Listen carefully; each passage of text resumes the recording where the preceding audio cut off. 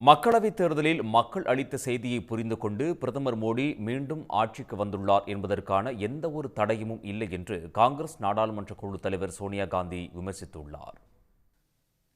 பிரபல ஆங்கில நாளேட்டுக்கு சோனியா காந்தி அளித்துள்ள பிரத்யேக பேட்டியில் பிரதமர் மோடியை கடுமையாக சாடியுள்ளார்.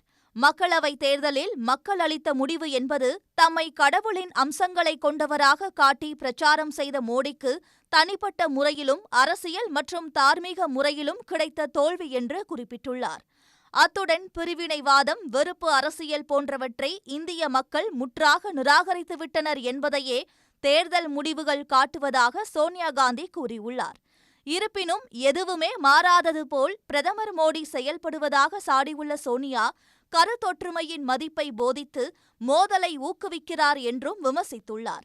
18வது மக்களவையின் முதல் சில நாட்களிலேயே பிரதமர் மோடியின் அணுகுமுறையில் மாற்றம் இருக்கும் என்ற நம்பிக்கை பொய்த்து போய்விட்டதாக சோனியா கூறியுள்ளார்.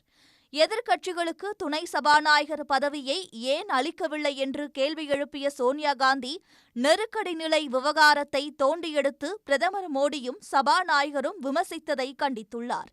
நெருக்கடி நிலைக்கு பின்னர் 3 ஆண்டுகளில் காங்கிரஸ் கட்சி மிகப்பெரிய தேர்தல் வெற்றி பெற்றதை சுட்டிக்காட்டிய சோனியா, இதுபோன்ற ஒரு வெற்றியை பிரதமர் மோடி பெற்றிருக்கிறாரா என்று கேள்வி எழுப்பியுள்ளார்.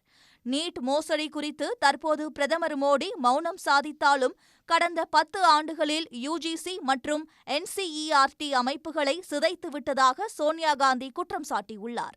400 தொகுதிகளில் வெற்றி என்ற மோடியின் விருப்பத்தை மக்கள் நிராகரித்த போது அம்மக்களின் முடிவுக்கு பிறகாவது பிரதமர் மோடி சுய பரிசோதனை செய்து பார்க்க வேண்டாமா என்று கேள்வி எழுப்பியுள்ள சோனியா, நாடாளுமன்றத்தின் செயல்பாடுகளில் ஆரம்பமே சரியில்லை என்று தனது அதிருப்தியை வெளிப்படுத்தியுள்ளார்.